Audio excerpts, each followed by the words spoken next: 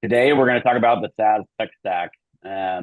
Really dive into what this really means. It's kind of a convoluted statement, but the goal here, right, is to talk through the problem that a lot of people we see face day in and day out across their platforms. We're going to talk through some of our experiences. Venn kind of being on the front end and Chris kind of being on the back end, and we've put together a really sweet a demo to show you what we see people are asking for now more and more. Yeah, so we're going to review a live demo. I'm a big fan of no smoke and mirrors. Like we're going to click the buttons and we're going to watch it live. We might have to tell some jokes. And then at the end, right, give you an option to reach out to us. We'd love to tell you, more about what we do and how we could help you guys. But yeah, with that, let's do some quick intros. I'll go first. So I'm Chase Friedman. I'm the managing director at Venn Technology. We focus on building integrations that get you guys back to what you're good at. That could be anything from connecting your CRM to your ERP. It could be building out workflow automations. We focus on just about everything. We don't specialize in a particular vertical. We specialize in the API, understanding how all those things work. Chris, what about you? Yeah, so Chris Price, I'm the director of the SaaS industry vertical for Baker Tilly, which is a top 10 CPA firm here in the US.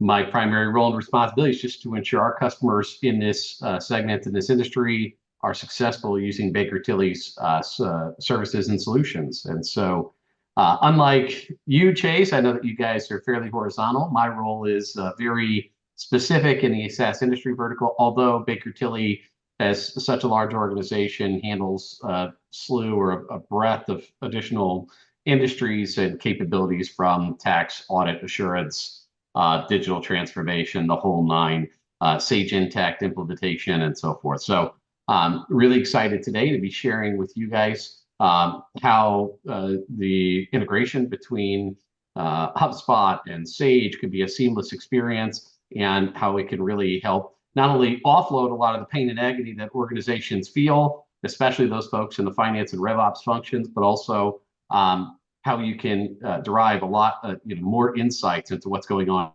in the business at a very granular level of detail.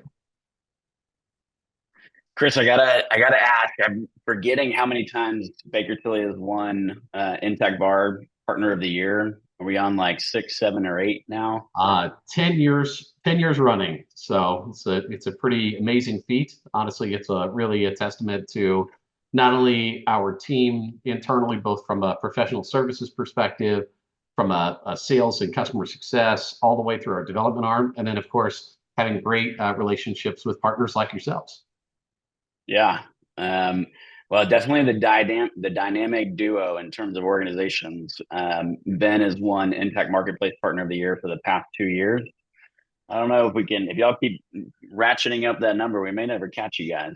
So We hope anyway, to continue to so expand. yeah. Well, let's dig into this, guys, right? The current landscape. So a lot of what we see on our end is a ton of new CRMs are popping up. You've got HubSpot that's coming after Salesforce in terms of functionality. Salesforce is trying to expand into a variety of clouds. What really people are trying to focus on is what can we use that's easy to deploy, right? Doesn't cost a lot of money, gives us enough functionality to what we want to do. But in relation to building out SaaS-based subscriptions, HubSpot seems to be one that is popping up more often. You can build out your whole contact list, like your Rolodex, for those of you that are a little bit older, right? You can build out your deals, but where it starts to get a little disconnected is sort of this subscription, true SaaS subscription billing, and that seems to be the direction that everybody's going. Chris, I know you pulled some numbers from some CFO, the CFO Tech Stack report. What are Yeah, you seeing on yeah. your end here? Yeah, shout out to Ben Murray, the SaaS CFO. If you folks don't follow him, he's a great resource for understanding what's going on in the SaaS industry. Has a number of assets and learning opportunities, specifically in and around SaaS, the SaaS industry vertical, SaaS metrics, and the like. and he actually provides it's a annual. I think it started out quarterly. It's probably shifted more towards an annual because it's such a big lift.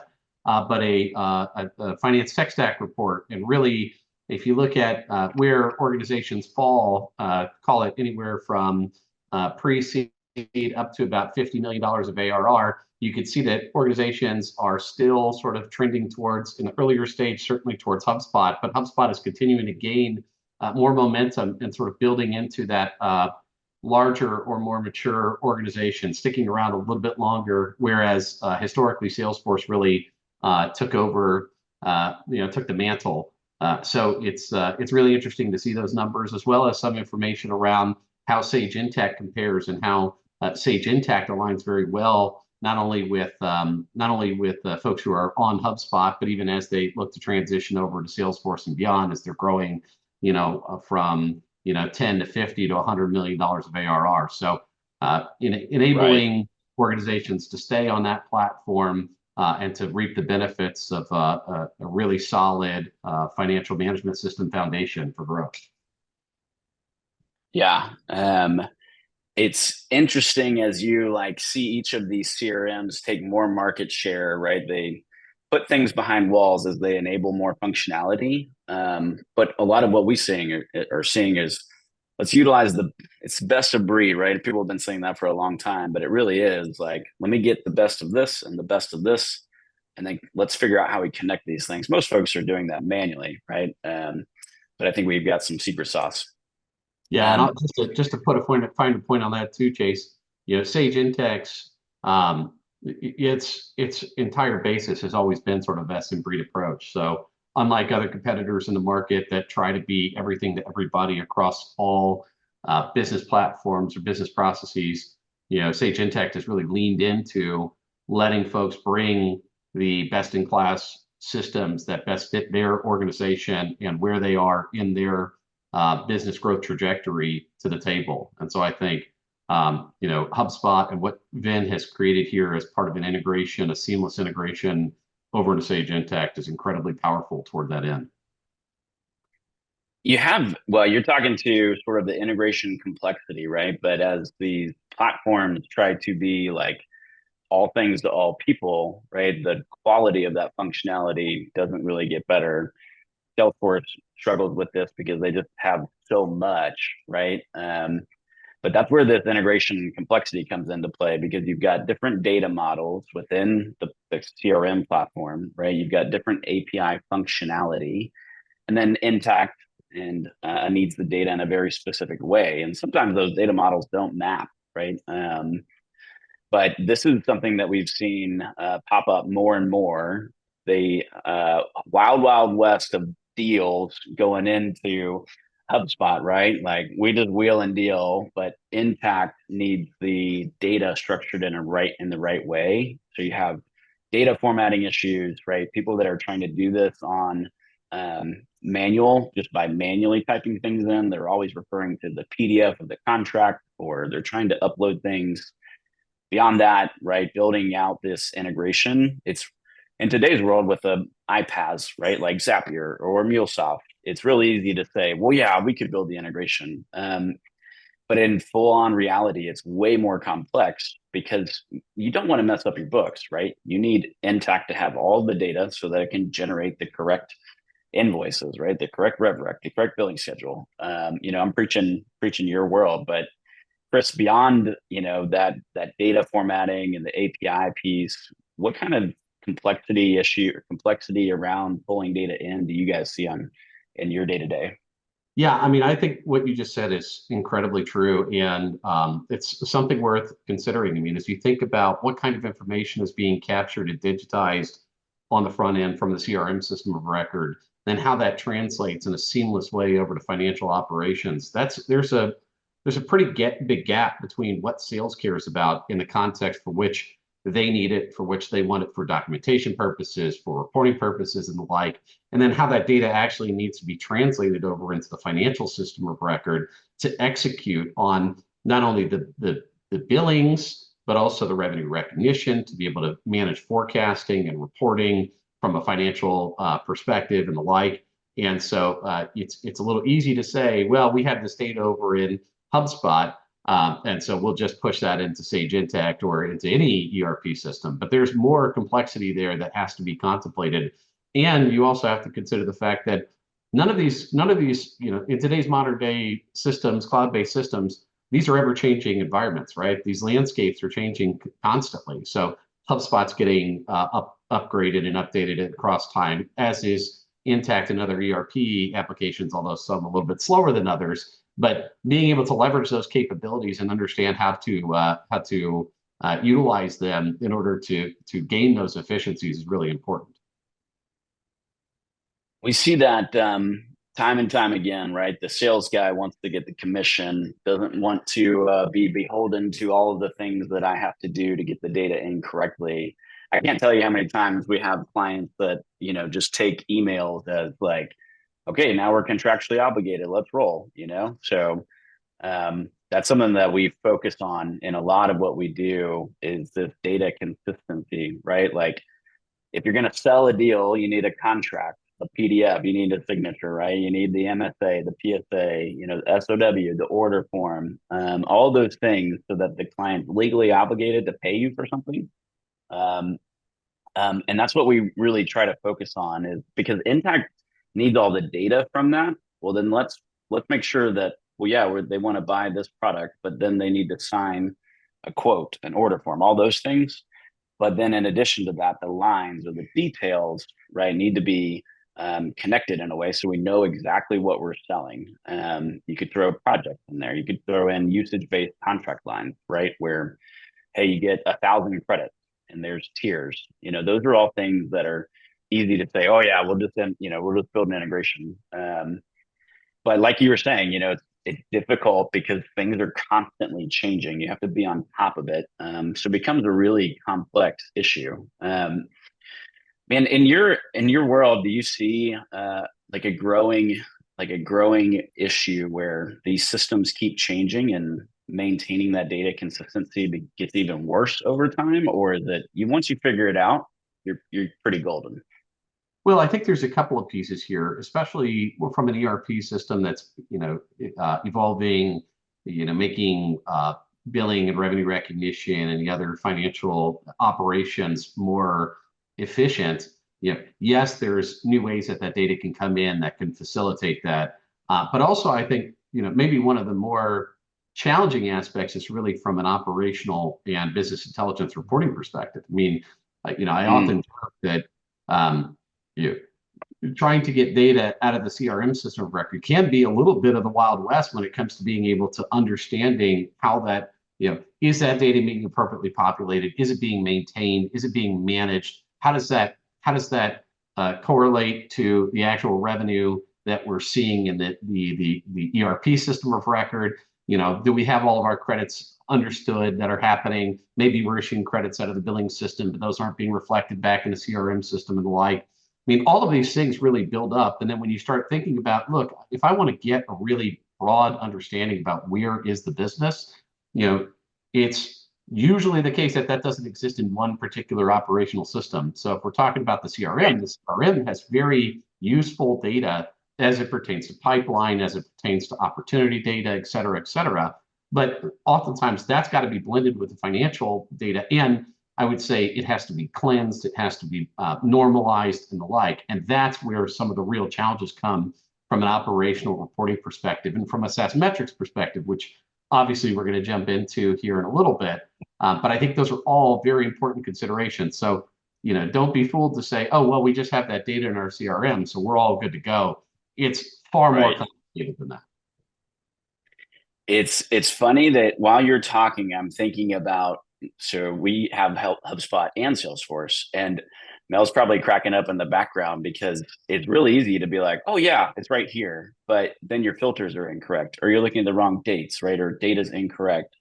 And so we have done this where we're like, oh yeah, the number is X, right? But then my Bradley DeLon, genius, he'll say, well, you actually forgot this piece, right? So it's real easy to over report or under report or just be straight up wrong, despite like looking at the same data. So yeah, and that, I mean, obviously that creates delays and accuracy. I mean, going off my own internal, memory of what went down, like we realized we were reporting on the wrong numbers. Then we had to go back and look at the data. Then we had to figure out, like, were we doing it wrong, or were we typing it in wrong, or, what's the issue? So you have all of this pipeline confusion. Right now, you're talking about multiple systems. People don't know where things are at. We don't know what we sold. Maybe they didn't sign an SOW. They're not even contractually obligated to pay us. And like you were saying, there's no true financial reporting until after everything is maybe already over. And it's like, well, that's too late. So I'm curious how, you guys see this playing out. Like, have you had customers where this is just so bad, like they're getting penalized, like either a stockhold from their share price to delayed closing of the books? I mean, I imagine these problems are rampant if you don't have something like we're going to demo today. Yeah, I mean, I think what we oftentimes see is folks, particularly in the finance seat, who are having to cobble this information together, try to make sense of it. Typically they're under the gun. They've got that, big board meeting coming up, trying to make sure that the data is right, that it's relevant and reflective of where the business is at current, isn't stifled or stymied by, bad data or delayed information and the like. And then I think you also have to consider, at least from a penalties, or I would say other major considerations, whether it's covenant reporting, whether it's, trying to sync up with the investors and make sure that there's a clean line of sight. Everybody understands how the business is evolving, where the focus is. Are we being efficient in our go-to-market strategy and the like? I mean, these things are real challenges that exist. And oftentimes, as we see it, it's typically the finance function who is sitting in that seat, sort of taking all the arrows, just trying to survive, Yeah. trying to exist, typically in Excel, and it's all extraordinarily painful. So, I think really what we're going to be showing here today provides a better vision for how finance and RevOps can operate in a very seamless fashion, where they can have a high degree of confidence, of consistency of data, systemization of data, so that they don't have those caught the anxiety-ridden nights of trying to cobble information together and not feeling very confident in what they're putting out. And God forbid that comes to a case where it's something like trying to put this data in a data room where there's a major funding event or some M&A event that gets Right. or impacted by bad data. I mean, and that can happen. So it's certainly something worth looking out for. You're reminding me of a vendor that we use, that we have a pretty large contract with, but they have Salesforce and NetSuite. They've built their own integration, and in thinking about like delays and inaccuracies, like we're holding on paying the invoices because the invoices aren't right, but that's because they didn't put in their coterminous contract amendment correctly. And you've got all this disjointed data. I mean, we're ready to pay, right? But they don't have the data right. So, I mean, just from one client interaction, I now know that anybody else that they have where they're doing these coterminous amendments is probably frustrated, right? Upset, not paying on time. So you talk about operational downtime, right? Any of these cause some level of operational downtime. So system downtime is like when HubSpot goes offline, right? But operational downtime is, well, that team right now needs to go back and fix our contract, get all the contract lines right, redo the invoices, credit memo them out, put them back in correctly. And then they might stop, hopefully, and think, well, if this one's wrong, then what about Chris's? And what about Mel's, right? And then go do a whole system analysis. Right. And then, man, like you said, I didn't even think about that. You've got all that data wrong. And now somebody's doing due diligence for any reason whatsoever. And they're like, hey, you've got a 6-month project to go fix all this. Yeah, we hear a number of horror stories across our clients of those types of historical events that they are so glad to have put behind them. And I'll say the other thing that I would just add on to this operational downtime, I think it's closely correlated is, the risk of revenue leakage, right? Mm, There are opportunities here when those are not seamless events that are taking place and being managed, that they get missed, especially for folks. And I can tell you in my career, I have seen some of the largest organizations, Fortune 100 companies that do some of their invoicing in Excel, even when we were doing carve outs and implementations of Intacct for some of those companies and saying, hey guys, did you know that you haven't billed these customers in the last year at all? Right. And it was because everything was trying to yeah, be managed. There was a disconnect between their systems. The finance folks were clearly just throwing bodies at it, trying to solve the problem, trying to use Excel as a database to manage all the billings with all of these formulas. And it was just an absolute nightmare that we had to totally unwind. And of course, as we're doing that, one of the benefits, obviously, of having done the migration is we found all of that revenue for them and said, hey, you need to go back to right. billing customers because they haven't been being billed at all. So it was certainly an eye-opening experience. And I would say, it doesn't just happen to the little guys. It happens everywhere. So getting that right is extraordinarily important to make sure that you are really, maximizing not only the efficiency, but ensuring that there isn't, you already have the challenge of leaky buckets, right? The last thing you want to do is have an initial, shoot yourself in the foot because you've created your own leaky bucket situation because you aren't even billing your customers in the appropriate format or the appropriate ways. Yeah, that same story about the vendor that we work with, they didn't bill us for 2 years, and it was several $100,000, and like thankfully we had the money, but now we're people like us, right? Small businesses are like, well, I don't have that money. Maybe somebody else, right? I don't have the Right. money to pay you. So now you're running into, well, I messed up and they can't pay me. So what do I do? Right now, they're more likely to churn. So you want to talk about revenue leakage? You can just talk about revenue just walking out the door and not coming back. But yeah, we see that as well across our customer base and our vendor base. It's prolific. So what is the solution, right? Like, my take on this is what we're about to show, but um, it's integrating things in a way where you don't have an opportunity for leakage, right? You don't have an opportunity to get it wrong because it specifically errors out. Um, and so this approach that we've taken isn't just something we came up with. It's a idea that has been formulated from client to client, from horror story to horror story, right? And now we've kind of built out what I call a workflow. It could be a prescriptive approach, right? But this idea that we need to do things in a very specific way if we want to sell subscriptions in HubSpot, right? We move those over to Intacct as Intacct contracts. Intacct functionality does its thing. We go and get our money with Stripe, either automatically or with a payment link. And then, Chris, like you're pointing out, like if you can't report on what you're doing and report on it well, you're in worse shape than anything else, right?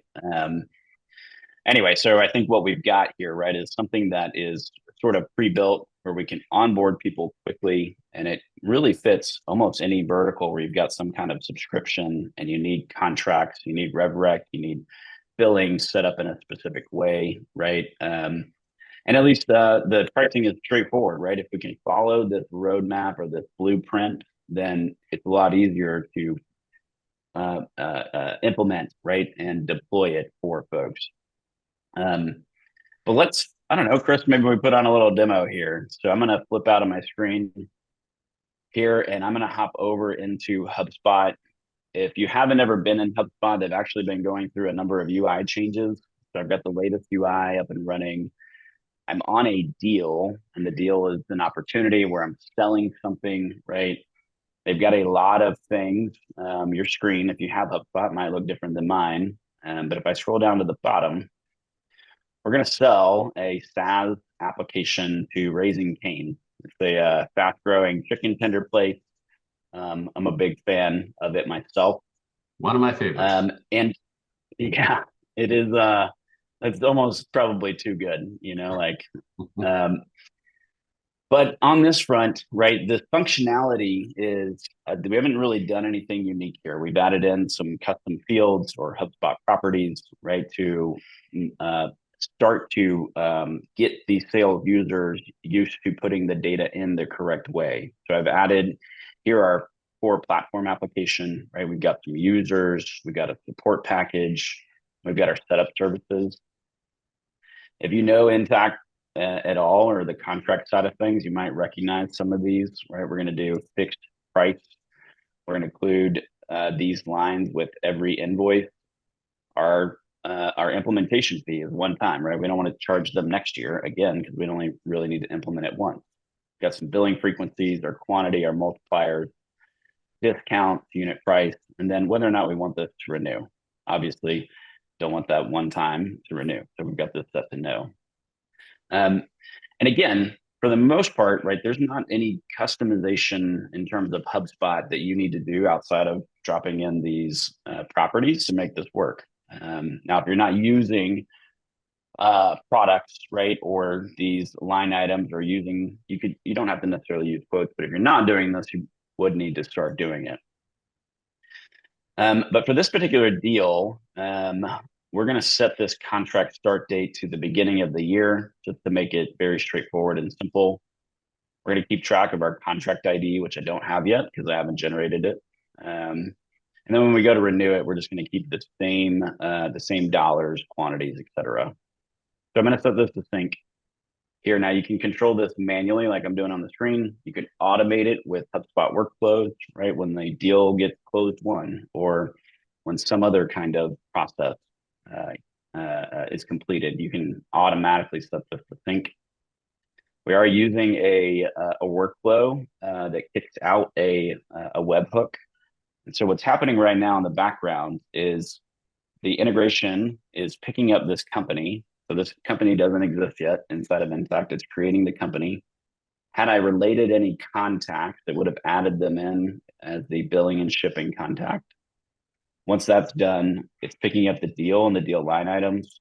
The deal sort of becomes our contract header inside of Intacct, and our lines become our contract line. So it's fairly straightforward, but it's not just, well, let's just create a contract, Chris, and call it a day, right? Like we have to make sure all this child data is in there ready to roll. So let's see, we've got a contract ID here. We're on 175. We get a notification that it's synced. I do want to call out real quick, Chris, before I hand it over to you. Sometimes things error out, right? We didn't put in the data right. We did the wrong combination. What Intacct is really good at is validating the payload before it gets posted, right? So had we purposely or inadvertently put in the wrong data, we would have gotten an error message and it would have said something like, hey, your billing template can't do this, or something about the data needs to be corrected. So I like to say that all of our integrations are self-contained, meaning had we gotten an error, I could have fixed the data problem and then I could have set this to sync again and we try all over again, right? So the whole goal behind this is to keep your users inside of HubSpot, inside of Intacct, right? And inside of SaaS Intelligence. So I'm going to stop sharing my screen real quick. Chris, I'm going to hand it over to you to show us what we've got inside of Intacct. And yeah, we go from there, right? So Yep. Sold a deal. I did all the work. Chris is going to go make some money. I do the easy side, right? I just do the execution of it. We get to see the billing and the rev rec and all that fun stuff. The sales guys obviously doing all the hard work. One thing I'll also say, you didn't note it there, Chase, but you had a close date on that deal of November of 2023. So actually, we booked this deal a couple of months in advance of the start date, which will become an interesting aspect that we'll talk about from a SaaS intelligence perspective. Oftentimes organizations want to see how their recurring revenue is growing in the period in which the commitments are made, as opposed to in the period for which revenue recognition is actually beginning. So especially if you're booking deals in advance of your start date, you have early renewals or late renewals or these types of situations, that booking date is really important. Now, hopefully you can see my screen, Chase. We're good on that side. You can see my screen. Yep. Excellent. So we're good. Yeah, so we're just here in Sage Intacct, cloud-based, financial management system. We're in the contracts module, which is going to be Sage's primary module for software and SaaS companies. But if we look, this new contract has come in, which is 175, which is our Raising Cane's original deal. If we view that contract, what we're going to see is that all that information that Chase introduced into the system within HubSpot has been seamlessly integrated over into Sage Intacct. We could see the customer Raising Restaurants LLC. We could see things like this is a termed contract. Here's our bill to and ship to. Here's our start date and end date of 1/1 to 12/31. Our payment terms, all of those lines that Chase indicated, right? So we sold the core platform, the users, the silver support, and the setup fees. And all of those have been seamlessly transmitted over into Sage Intacct. Now, if we look, we can actually see that we have GL posting dates, or effectively the booking dates indicated on each line. So we can see that these all have an execution date of 11/1/2023. So that date that the contract was in fact executed and is now committed to. If we look at those individual details of these lines, we'll see that Sage Intacct, because Chase has indicated from HubSpot, how this is meant to be billed, we can actually see that again has translated over beautifully. We could see that these lines are set up to be renewed, as Chase mentioned. We have a billing frequency of monthly. We can look at the billing schedule here, and we can see that the system has already pre-constructed our billing schedule, telling the system when it ought to bill each of these lines. And in this particular environment of Sage Intacct, we have it set up such that the first billing event could take place as soon as the commitment has come through. So we're going to get a little bit ahead of those dollars and bill the customer here in November of 2023. And then we'll set up with a standard cadence after the contract starts. So starting on February 1st and so on, we'll continue to bill $1,000 a month for this particular SKU. Now, in addition to that, we also have revenue recognition schedules. So in this case, we have a straight line rev rec schedule, which we could take a look at. But this is really going to forecast out and manage our revenue recognition, again, automatically. So we can see that the system has also basically amortized our revenue over the next 12 months evenly, so $1,000 a month for this particular line. Now, keep in mind that Sage Intacct, of course, is ASC 606 compliant.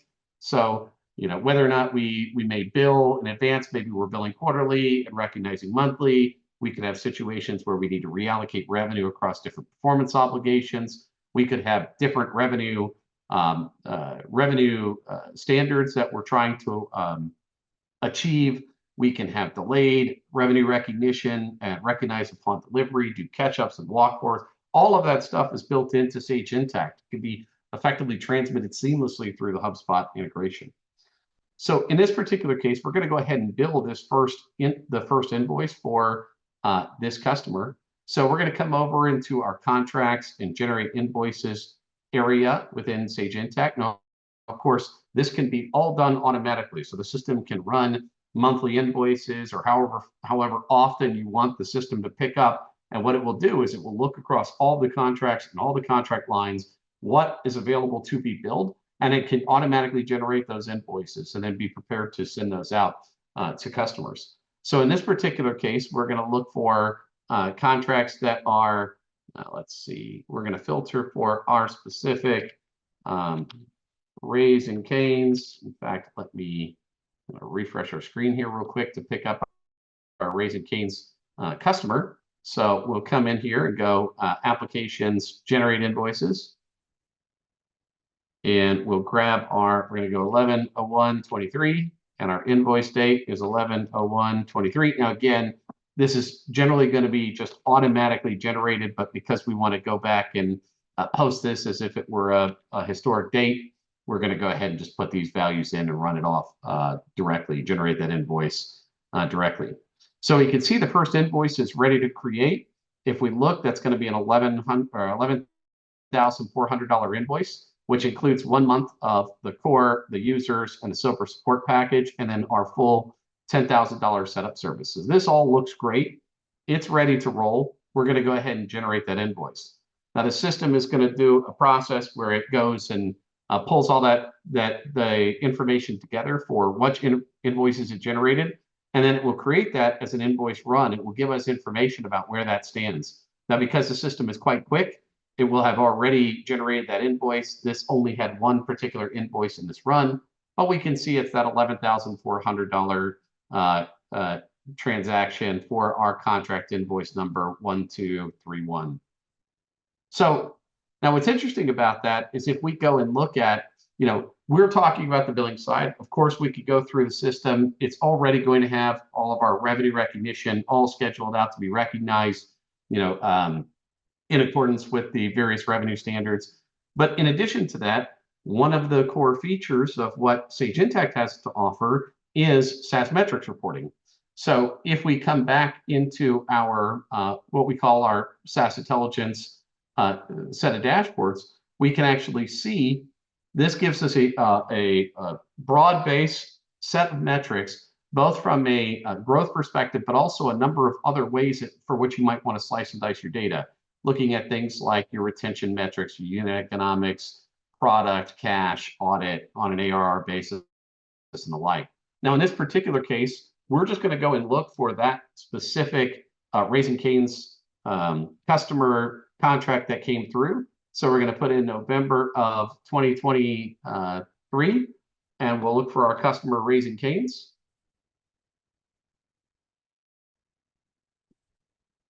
And we'll select that customer and hit apply. And so what we'll note is that we're actually looking in the November timeframe. And what we can see is that that CMRR value that we expected is automatically reflected in the dashboard. So we see our $1,400 of CMRR, our total CAR value of $16,800. We see some other metrics relative to this particular customer. But again, remember that we're only filtered for just this one customer. So we see that we have a one total customer, and that customer was new in this particular period. What we'll also see is that if we look down into our CMR growth breakdown, which is one of the core elements of this particular dashboard, we can see that the system has segmented the data that Chase showed over in HubSpot of our TCB of 26,800, but it's actually segregated that between the subscription bookings value, i.e. the bookings value relative to the recurring revenue elements, and our non-subscription bookings value, which again was our one-time services of the like, in this case, the setup. If we look, we can actually see that the system has automatically categorized that recurring revenue as new. And if we dig into that, what we can see is that it's broken that out in the exact way we would expect across those various products. So we see $1,000 of CMRR for the core platform, $100 for the users, and $300 for the silver support package. Now, one other thing to note is that that gives us our ending CMRR balance. So because this was committed to in this period, but we'll also notice that the system is smart enough to have logged this event as a backlog effect, meaning that the system knows that it is not actually active in this period, meaning that while we have $1,400 of a committed monthly recurring revenue, none of it is technically active here in the period of November.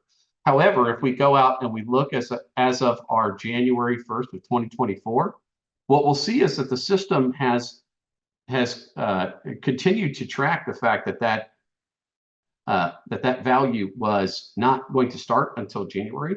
And when it gets out, so it will keep it in backlog during the time period of November and December, meaning that we have no active term value in these periods. And by the time it gets to January, it will have relieved that value, showcasing that now all of this committed value is in fact active in that period.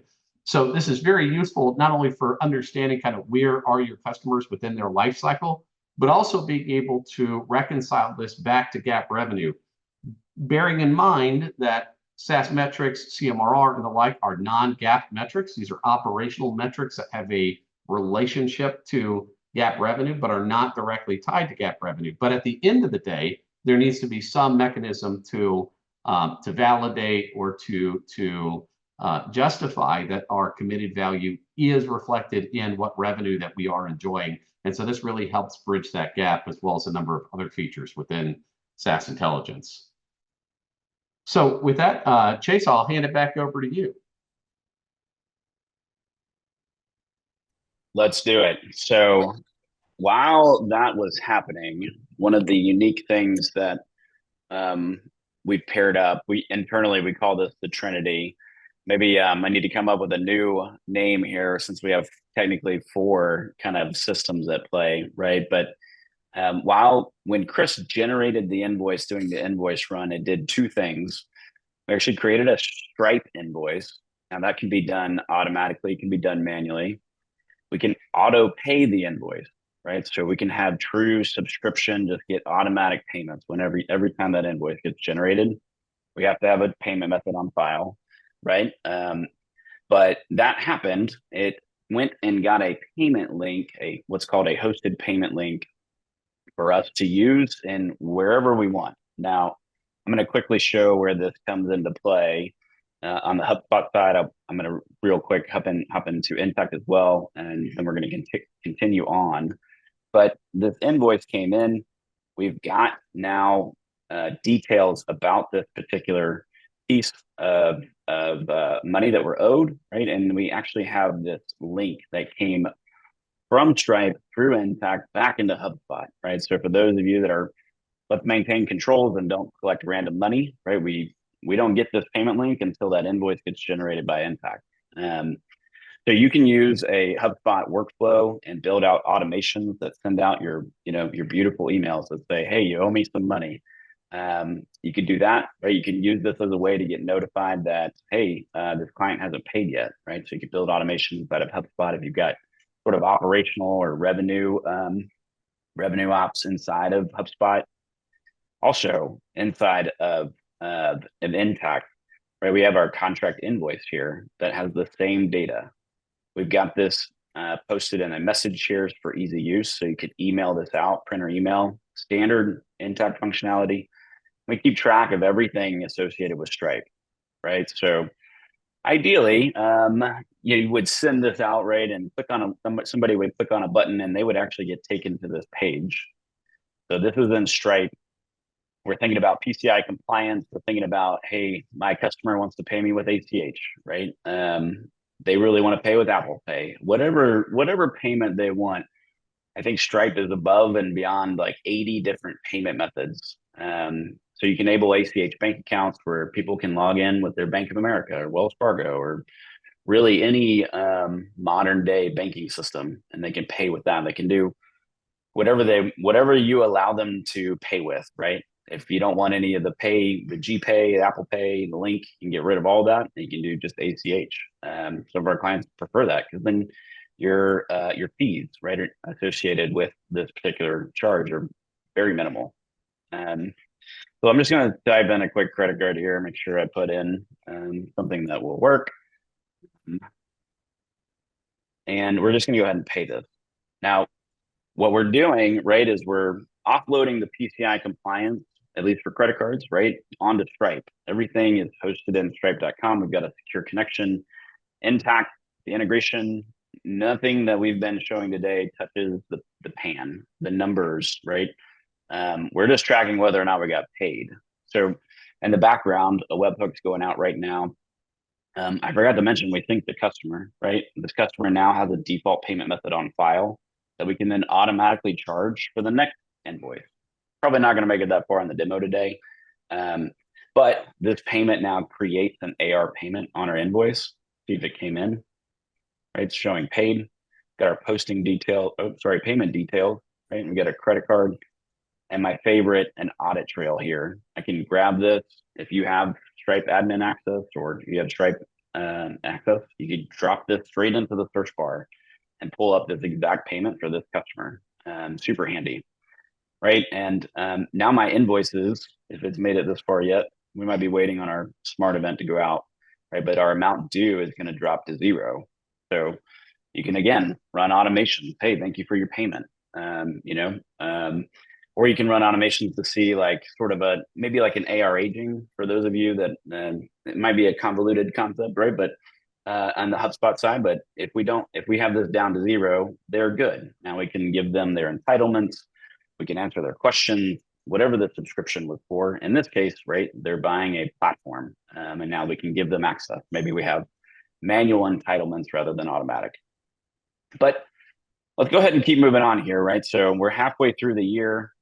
They've called us up. They really like what we're doing, and they want to buy some more users. So What we do on this end is make coterminous contract amendments extremely easy. We want that data consistency, right? So in HubSpot, you'll be able to go in and find the contract, click on a button that will generate a deal that then ties this to the correct contract.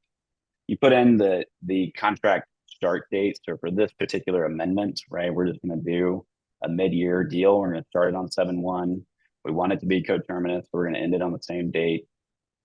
We threw in 10 users here, right? We're going to do the same thing, same price, just add 10 more. Super straightforward. And then back to the consistency, right? The data, the cadence of execution. Somebody wins the deal, we get our contract signed, right, from DocuSign, PandaDoc, whatever. They're contractually obligated to pay us. Maybe you're generating your quote or your order, but at some point, some automation or somebody comes in and sets this to sync. We're going to save this. And then again, the cycle starts over. We're going to pick up the customer, make sure it exists. We know that's true. We're going to pick up this deal. We're going to see that it's connected to an existing contract. So we're going to go find that contract in Intacct. And then we're going to realize that when we pick up this additional line item here, that this doesn't already exist, right? It's brand new. So we're actually going to create a new contract line. We'll end up, I think, right, with Chris with 4 contract lines for the next invoice to run, right? For SaaS Intelligence to track the changes. But get a notification here that synced, right? All things are good. Yeah, so I think we're ready to review with you, Chris, what that looks like on your end. Awesome. Let me take a look real quick. So here we are, and by the way, hallelujah on the idea of getting coterminous contract lines. I love it. Certainly a thing that I think non-coterminous might be, although it is lengthy, it's probably a 4-letter word from a finance professional's perspective. So, but here we are sitting on our contract 175. So what we're going to do is just refresh this contract and take a look at what's come over from HubSpot. And so we're going to see that our contract value has gone up. It's now 27,400. And we'll see that here it is. We've got that new line. Again, synchronized seamlessly over from Chase operating over in HubSpot. So we have our additional SaaS users, our core platform users. We've got that starting 7, so it was a midterm add-on, booked on 7/1 and starting immediately. So all great. And of course, that's another 10 users at that $10 per user per month rate for 6 months. So again, 600 additional dollars of user licenses. And again, if we went to go look at the billing and so on, we could see the system, again, has automatically managed that, set it up, seamless. Now we could just hit a button or let the system continue down its path of continuing to generate those invoices and pick up that additional line as part of the go forward invoicing. Now, if we go into SaaS Intelligence, what's interesting is if we look as of our same time period, our July of 2024 time period, what we're going to see is similarly, we see that $100 CMRR value automatically reflected in the dashboard. So our CMR value has gone up to $1,500 for this particular customer and $18,000 of total CAR, committed annual recurring revenue. Now that represents about a 7% growth rate in this month compared to the prior month. But if we go look at our primary report here in our growth breakdown, we could see that $600 of subscription bookings value. We could see that we came in at that $1,400, and we could see the system automatically tag this as a midterm add-on. One of the beauties of SaaS Intelligence is the application doesn't need any additional information coming out of the CRM system of record or directly in Sage Intacct. It is actually smart enough to do all of the heavy lifting of identifying what happened, what was the driver behind the recurring revenue growth. So you'll notice that Chase didn't go in and say, hey, this was an add-on explicitly. The system is actually going to figure that out on its own because it already knew that this customer had an existing subscription during this time period and that this was more of the same types of users. So in this particular case for this contract, we're going to go ahead and edit the contract and we're going to initiate a renewal event on this contract. Now, again, we'll go ahead and just do a renew contract. Again, from an automation perspective, we're only doing this manually for the purposes of this demo. But Sage Intacct has automation features in the background to pick up and to renew contracts, on a daily basis or nightly basis, looking for any contract that's coming up for renewal, while also applying any kind of renewal uplift or any kind of other modifications that you might need against that contract, especially if it's built into the contract. Hey, we renew with a 5% uplift, right? It can automatically build in that uplift pricing into the contract. And what's beautiful about this is that when that contract gets generated over in Sage Intacct, it's being automatically synchronized back over into HubSpot and becoming an available deal that can be worked on the HubSpot side. So Chase, should we take a look at that? Let's do it. I am going to grab the screen. And so what's a little bit unique here is that you might have remembered or recalled that our contract inside of Intacct has 4 lines, right? And what we found as we iterated on this process over and over again, right, is that eventually you wind up, if you have a ton of amendments throughout the year, you wind up with 10, 15, an incredible amount of lines. But really, that's just the summary of all the changes that happen throughout the year.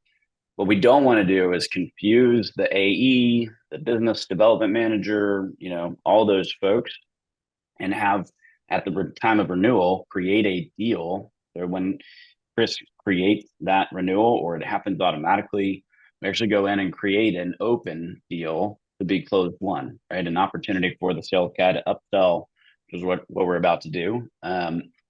But it comes in where the lines are summarized, right? So all those changes that we added 10 users, midterm. The renewal deal takes all those lines, combines them, and now we've got a summarized version right here for our renewal deal for the guy to go close win, or maybe do a little bit of an upsell, right? So I think these folks, are interested in more users, but they want to, haggle here. So we're going to offer a 50% discount on the core platform, but they're going to commit to adding 40 more users. Oh, and I'm going to bump this to 60. Hey, Chase, maybe I need to stop showing my screen. Sorry. I may have, I think it was still on my screen. I apologize. That's my fault. Yeah. That's all right. Yeah, I thought Quite all right. I thought it could take over. That's my bad. All good. Well, so what I was showing, right, is that we were just in this deal that got created, that our line items got summarized, right? So we had 4 contract lines, technically 5 if you include the one that didn't renew, right? But we summarized it so that now as the sales user, I don't have to kind of try to figure out, like, why are there 2 lines for the same product and it's 10 and 10. That can get very convoluted. And if you have 3 or 4 or 5 different amendments throughout the year, maybe it's a 36-month contract, right? And you have a ton. Anyway, the whole idea is to make it as simple as possible for this end user to be like, well, yeah, let's do that 50% like we were talking about. Let's bump this up to 60 users because they want to buy more users, but they're willing to pay $15 per user. And then the last change, because I'm a shrewd negotiator, I got them to sign up for the gold support package. So I'm going to go in, and again, this is all just sort of standard functionality inside of HubSpot. Nothing really unique here. I'm going to set this to fixed price. I'm going to set this to include with every invoice. There's no multipliers. I'm just going to set this to 1. I do want this to renew, right? And so we're going to have a $600 gold support package on top of this. So, right, 50% discount. We've got a change in the total number of users, and we've got this gold support package. I'm going to save this. It's going to let us know that we're increasing the deal amount. Heck yeah, let's go. Right. Sure, negotiator. And so we're going to go back. Now, deal and deal. Let's go. Now, what's going to happen here is we're going to follow the same process, cadence of execution, right? Get our contract signed, obligated to be paid. do that in your CLM. I'm going to save this and set this to sync. Now, what's happening in the background is the same exact story, but there's a slight difference because we now summarized our contract lines and we want Intacct to kind of show the same thing. So when this picks up the existing contract, it's actually going to recreate all the lines based on what I did inside of HubSpot. It's possible that I could have done more changes. Maybe I added in more line item, right? Or do all sorts of things to change that drafted contract into something totally different. Maybe I deleted all the lines and now I'm going to sell them something, just our new platform or whatever. Right. But so that's the idea. So we're going to let this sync for a second. It's processing. While we do that, Chris, I thought it might be beneficial to kind of walk through and talk through what is actually happening, because things I think this is where I get lost of like, well, yeah, I'm going to get my commission. Let's go. Right. Chris, tell us what is actually happening in the background here. Yeah, I mean, I think it's a great point. What's interesting, of course, is that to understand what the underlying drivers are of what just happened takes an immense amount of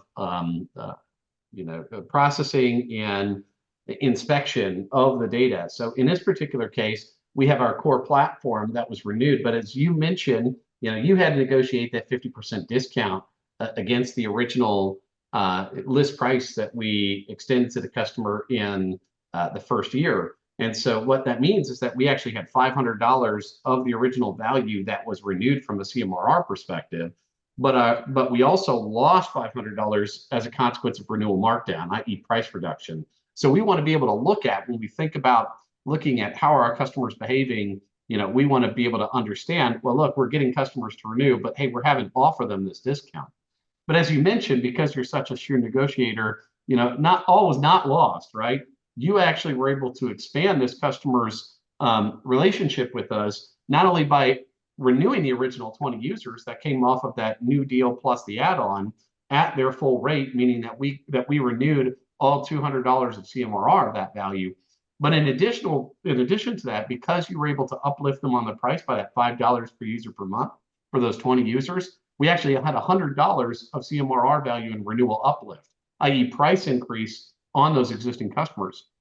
And then additionally, because we actually we moved the customer from 20 users up to 60, that means we had an additional 40 users at that full $15 per user per month rate, meaning that we had $600 of renewal add-on. Now the system is going to have derived all of that information from one line coming in from one deal out of HubSpot, that it actually didn't even care whether or not it was directly related to the original deal. It just knew that the customer had these user licenses, had all of this stuff up for renewal, and it's going to determine what the effect was, what were the drivers of the recurring revenue growth. And then from the support package perspective, because you were able to move them from the silver to the gold support package, the system is going to identify that as an intentional move or an upsell, a renewal upsell, to move them from a lower tiered product to a higher tiered product. So it will actually look at the net effect of that and say, we generated $300 of CMRR from renewal upsell. And then from a retention metrics perspective, this means that our net dollar retention, because we had $2,000 in total ending value of CMRR, which we'll see in a second, over our $1,500 coming into the month, we have basically 133% net dollar retention in this period over period. And from a gross revenue renewal rate, because all $1,500 of the value that was up for renewal was in fact renewed, that means we had 100% gross revenue renewal rate. And from a net revenue churn perspective, if we look back on a trailing 12-month basis, we effectively have negative churn, i.e. we expanded on this customer about 43% over the course of the 12-month term period for this customer. So again, all of those metrics just being managed, delivered, understood by the application, and delivered directly to you, which we'll take a look at here. I'll see if I can take this screen appropriately and hit share. Make sure that that's coming through on your end, Chase. Looking good? Yeah, you're looking good. All right, good stuff. So we've got this contract. We had that 175-1, which was the renewed contract. Note that the system initially didn't have anything because it was shipped over to HubSpot to populate and to manage. And now we'll see that it's $24,000. And if we dig into that renewal contract, again, it's going to have, it's for the next year, it's for 1/1/25 to 12/31/25. But note that all of those modifications that Chase made in the context of how we negotiated this customer renewal is automatically reflected here on the contract in Sage.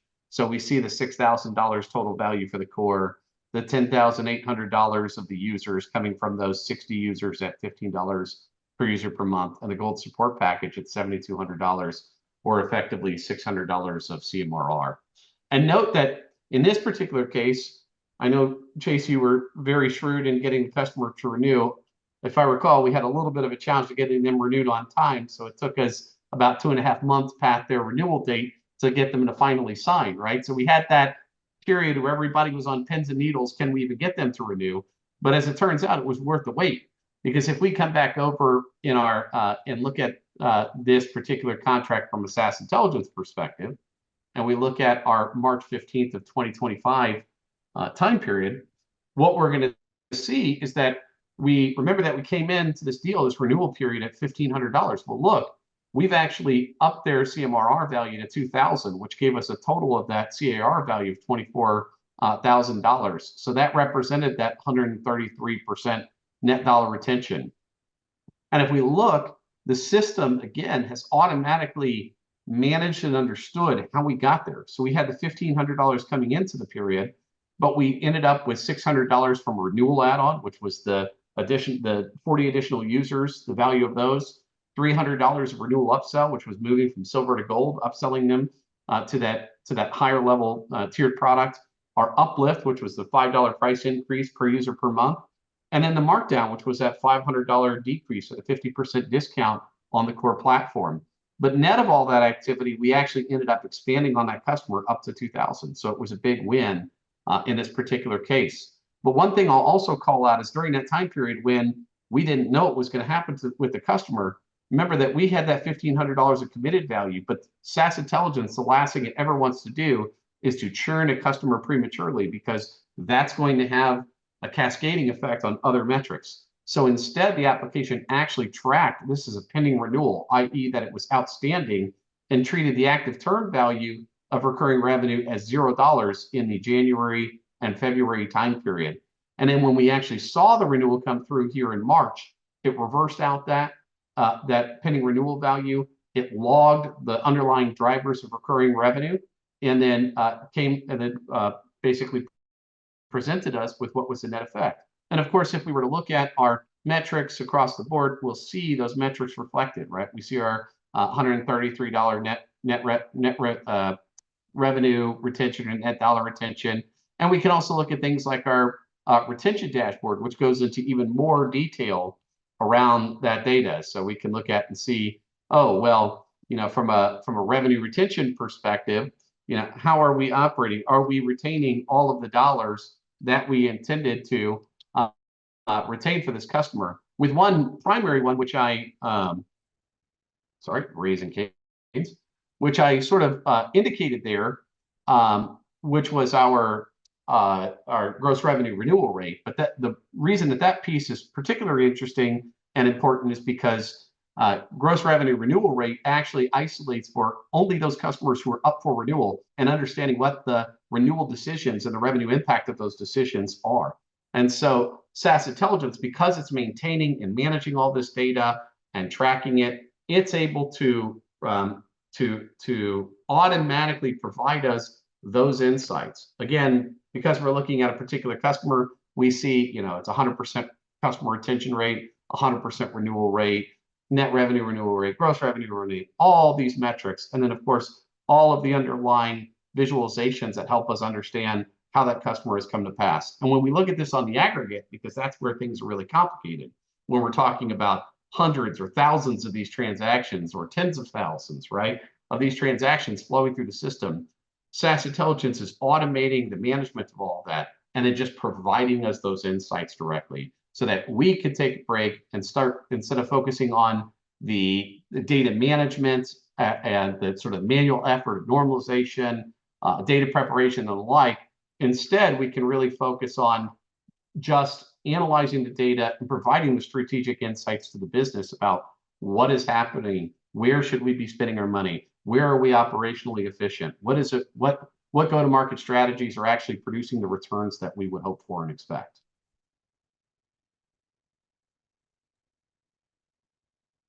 I think these are the numbers that people are dreaming about, right? Like they want this kind of data to see like where the inefficiencies are, where they're headed, call out things in advance.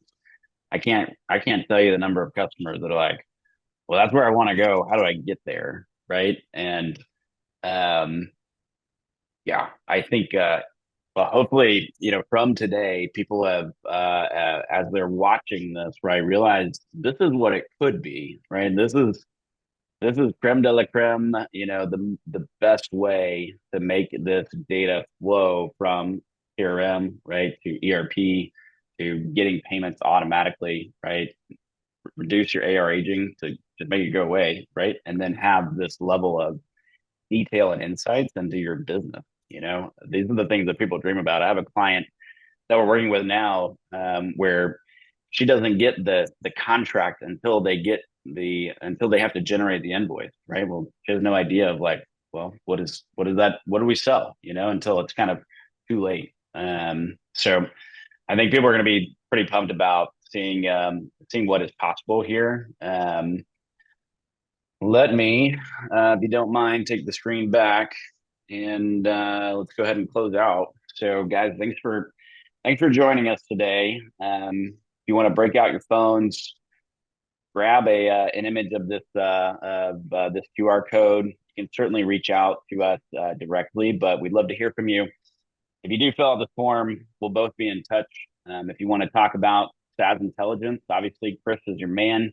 If you want to talk about HubSpot and syncing data into Intacct, whether it's order entry or contracts, or maybe you want to automate your payments on your Intacct contracts, you can definitely reach out to me. Or maybe you want the whole thing. We both can hop on the phone and tell you what that looks like. So, Chris, hey, thanks for your time today. Really enjoyed kind of digging into the weeds on the back end side of things. If you're looking for the recording, we'll send that out. If you are registered, you can send that on to other folks. And guys, thanks for joining us. Again, Chris, thanks for your time today, folks. Hope you all have a good one. We'll talk soon. Peace.